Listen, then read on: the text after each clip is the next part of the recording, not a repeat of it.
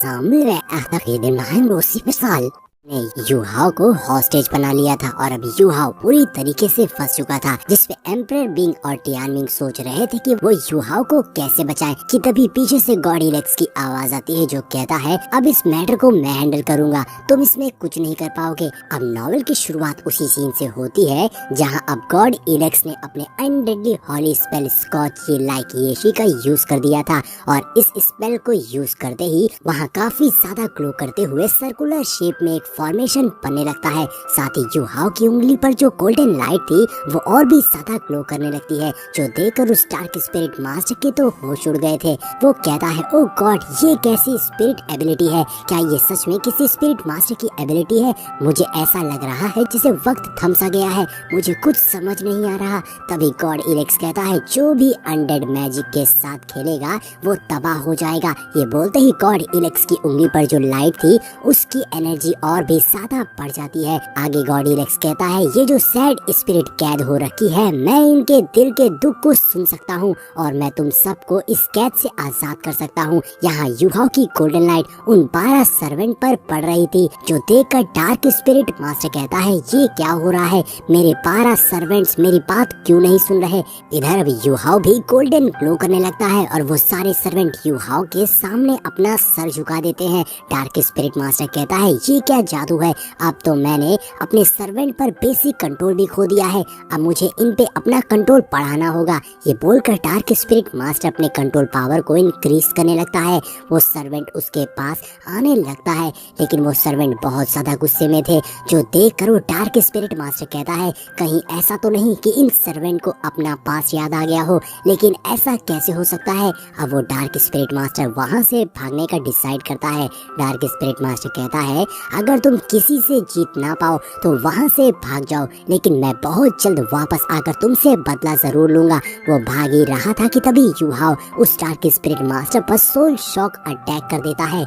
Yuhao की powers ने इस डार्क स्पिरिट मास्टर को एक तरह से चेन में पकड़ रखा था। तभी डार्क स्पिरिट मास्टर देखता है कि युहाओ का अटैक तेजी से उसकी ओर आ रहा था, जिसे देखकर वो जोर से चीखता है, लेकिन तब तक युहाओ का अटैक डार्क स्पिरिट मास्टर को लग जाता है, जिससे वो एक ही झटके में चारों खाने चित हो जाता है और अब वो 12 सर्वेंट भी उस डार्क स्पिरिट मास्टर को घेर लेते हैं। गॉड इलेक्स कहता है अनडेड स्पेल न सिर्फ इसकी बॉडी को कंट्रोल कर सकता है बल्कि इनकी स्पिरिट को भी। तुमने तो इन्हें मार ही दिया था, लेकिन मैंने इन्हें एक मौका दिया तुमसे बदला लेने का, और एक बार जब ये सब अपना बदला लेंगे तो इनकी स्पिरिट आजाद हो जाएगी। न जाने मुझे कितना लंबा वक्त बीत चुका है इस स्पेल को यूज करे, लेकिन जब मैंने इसे यूज किया तो ये मुझे बहुत ही जाना पहचाना सा लगा, जिसने मेरे दिल में बदले की भावना को शांत कर दिया।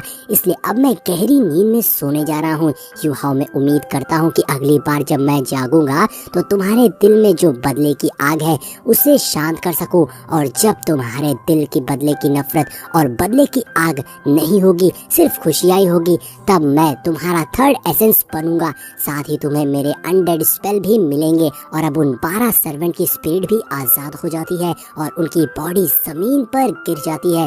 तभी वहाँ लीडर शुआन आ जाते हैं, जो देखते हैं कि एक तरफ वो डार्क स्पिरिट मास्टर मरा पड़ा है तो दूसरी ओर युहाओ बेहोश पड़ा है, लेकिन युहाओ को बिल्कुल भी चोट नहीं लगी थी। गॉड इलेक्स की बात मानकर युहाओ लीडर शुआन को गॉड इलेक्स के बारे में नहीं बताता। युहाओ कहता है कि इस डार्क स्पिरिट मास्टर को अपनी स्पिरिट एबिलिटी की वजह से उसकी बॉडी में आए चेंजेस का पता चल गया था, इसलिए वो डार्क स्पिरिट मास्टर अपने ही चमचों के द्वारा मार दिया गया। लेकिन लीडर शुआन खुश थे कि युहाओ को कुछ भी नहीं हुआ था, जिसके बाद लीडर शुआन युहाओ को लेकर बाकी सबके पास आते हैं, जहां युहाओ को देखकर सबको सुकून की सांस आती है। वैंगडोंग तो युहाओ को देखकर खुश होकर दौड़कर युहाओ के गले लग जाता है। हालांकि इनका मिशन तो कंप्लीट हो गया था, लेकिन इसके लिए इन्हें काफी भारी कीमत चुकानी पड़ी है, जिसकी वजह से अब वो टूर्नामेंट में हिस्सा लेने की हालात में नहीं रहे।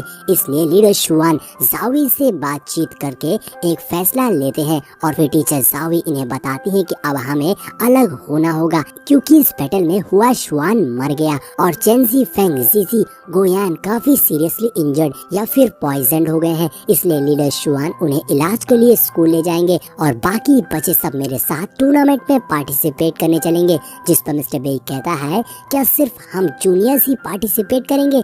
सू शेंसी कहता है मा शियाओटाओ और बाकी के सीनियर्स भी सीरियसली इंजर्ड हैं, तो हम कैसे फाइट करेंगे? जिस पर लीडर शुआन कहते हैं इन सब की जिम्मेदारी मुझ पर है और हमारे पास इतना वक्त नहीं है कि हमें स्कूल से और मेंबर्स मिल सके। तुम सब वही करो जो तुम सब कर सकते हो। तुम सबको टूर्नामेंट में सिर्फ उतनी देर टिकना है जब तक तुम्हारे सीनियर रिकवर ना। स्कूल की विक्ट्री और ग्लोरी दोनों ही तुम्हारी वजह से होगी, जबकि हमने जो खोया है वो एम्बैरेसमेंट है और वो मेरी वजह से है। ये बोलकर लीडर शुआन जख्मी स्टूडेंट को अपने साथ लेके स्कूल की ओर निकल जाते हैं। इधर सारे स्टूडेंट काफी प्रेशर महसूस कर रहे थे। जिस पर मिस्टर बेई कहते हैं तुम सब फिक्र मत करो, हम अपनी पूरी हिम्मत से फाइट करेंगे और कुछ टाइम में तो स्कूल से भी मदद आ जाएगी। हमें वही करना है जो हम कर सकते हैं, जिसमें हम अपोनेंट को कंफ्यूज कर सकते हैं। जिस पर सू शेंसी भी हाँ में हाँ मिलाता है, लेकिन यू हाओ जानता था कि मिस्टर बेई उन्हें झूठा दिलासा दे रहे हैं ताकि हम बिना डरे फाइट करें, लेकिन ये आसान नहीं होने वाला था। अब ये टूर्नामेंट के लिए निकल पड़ते हैं। अगले सीन में ये सब सिंगलू किंगडम के कैपिटल शिंगलू सिटी में आ गए थे। ये शहर बहुत ही शानदार था, जहां इन सब के लिए एक लग्जरियस रॉयल होटल में रुकने का इंतजाम किया गया था और उस होटल के अंदर पहुंचकर तो ये सब बिल्कुल खुश हो गए थे क्योंकि वहां की फैसिलिटी बहुत ही अच्छी थी। सू शेंसी तो वाइन का ग्लास लेकर कहता है मुझे ऐसा लग रहा है जैसे मैं बहुत अमीर हूँ। काइटो, शियाओ शियाओ, फैंगडोंग, चियांगनैन सब उस लग्जरियस होटल रूम को देखकर खुश हो रहे थे, जो देखकर यू हाओ मन में कहता है ये सब तो बिल्कुल भूल गए हैं कि अभी हम कैसे हालात में हैं। तभी मिस्टर बेई सबको बताते हैं कि टीचर सावी ने हमको कॉन्फ्रेंस रूम में बुलाया है। कल ओपनिंग सेरेमनी के बाद टूर्नामेंट का पहला मैच होगा और अभी हमारे सीनियर पार्टिसिपेट नहीं कर सकते और अभी तक स्कूल से हमारा बैकअप भी नहीं आया है। अब जो करना है हम सबको ही करना है। जो सुनकर इन सब की हिम्मत टूट जाती है। सू शेंसी कहता है हम इतनी बड़ी रिस्पॉन्सिबिलिटी को कैसे हैंडल करेंगे? जिसके बाद ये सब उतरे चेहरे के साथ कॉन्फ्रेंस रूम में जाते हैं, जहाँ टीचर सावी कहती है कल ओपनिंग सेरेमनी के बाद ही हमारा पहला मैच होगा। टीचर सावी को इतना नॉर्मल देखकर सब हैरान थे,